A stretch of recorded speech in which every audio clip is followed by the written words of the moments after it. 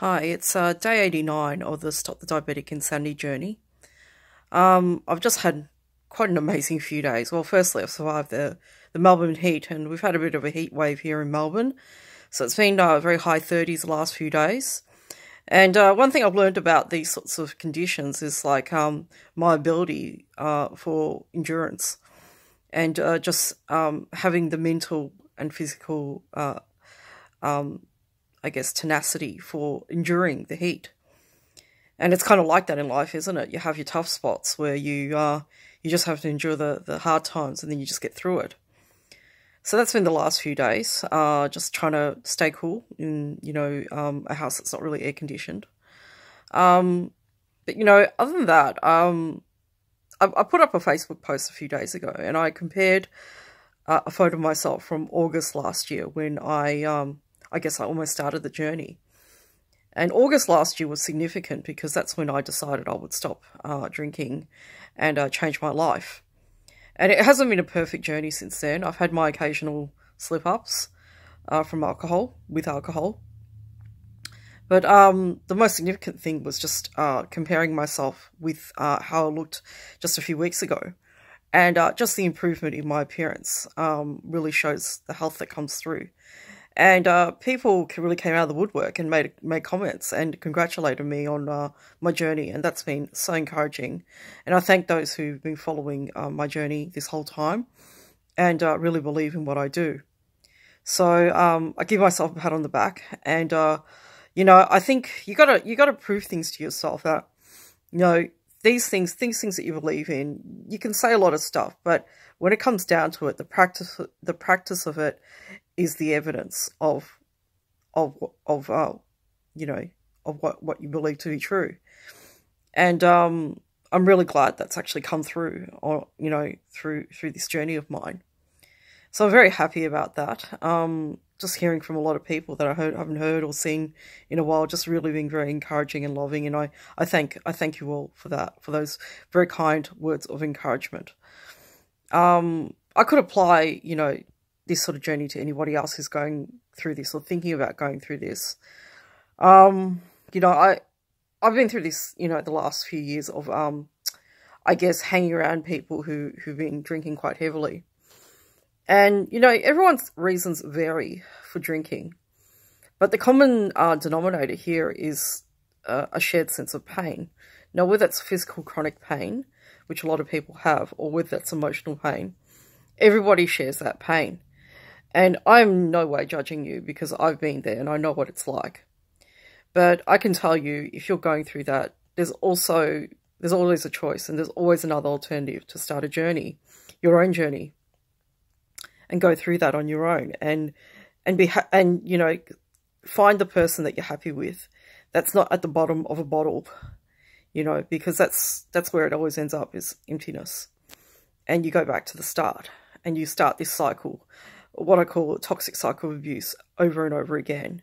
You also attract other toxic personalities who also can be quite abusive. And you think after a while of enduring that in those environments, you start to think that's normal too. I had to stop being in those environments to prove to myself that I could find the happiness I was looking for. And the amazing thing is that I did. I did find myself, and I was the one that I was looking for this whole time. And don't get me wrong, it hasn't been easy. There have been so many days where I've spent, long hours just berating myself, feeling lonely and lost, and not knowing if this is the right path for me.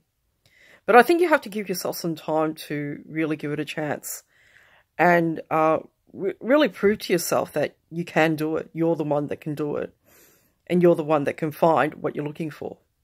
And the thing I've found is an inner strength, and an inner sense of love for myself too that I never thought I would ever find. And since that time, I've been a lot better at saying no to people, getting rid of toxic influences in my life, not only alcohol, but certain company that I keep, having boundaries for a change. And since then, my life has just lit up. And You know, people come to me now. I don't go out and really seek people. People come to me and they seek my company and they seek my wisdom and they seek my journey. And, you know, energy does come through, you know. If you improve your energy, that inner glow, that inner health comes through. And I've realized that now. Is that, you know, no matter, when you're a sick person like I was for many, many years, you know, you don't realize that that's what you're emanating. That's the energy, that's the vibration that you're emanating. And people don't want to be around that, and that's fair enough. But when you get the opposite, which is health and vitality and vibrance, your life begins, you know. And that's part of the satisfaction of this journey, is finding that. And, you know, I'm starting to put things in place that things are starting to feel really good now. I mean, for one thing, I'm going back on a strict diet. You know, I've had my summer holiday. It's been great. But it's time to start getting serious about my eating and my weight and my blood sugar levels. And feeling really good about that. Like, actually realizing that's a part of the self-love journey, the self-love exercises that I'm putting myself through. So, you know, I've ordered, you know, HelloFresh. I'm going to give that a go. You know, if that doesn't work out, I'll do Marley Spoon. And I'm also back on the light and easy, as well as just still following the principles of the Dr. Mosley book as well. And just feeling the inner health of that, like feeling good about my choices about that. And not really seeking anything else other than feeling good about how I'm building my life and the things that I'm doing. The other thing that's been bringing me great satisfaction is also my writing. I'm on to my second novel. I've just completed my first. Still redrafting and still writing, but, you know, finding that creative niche that really expresses who I am is immensely satisfying. I'm also starting back at work again. And I know I'm really going to enjoy that, being back with my students. You know, it's back to early starts again, but it's also back to a routine, and that means I can't stray from, you know, a path I'm going to set for myself, you know, the standards I'm going to set for myself. So it's going to be a very intense month. I have a lot of things coming up. I've got, you know, a friend coming down from Brisbane. I've got the Rufus concert. I've got various medical appointments, and I've got work. So I'm going to be fairly busy in the next month leading up to my birthday.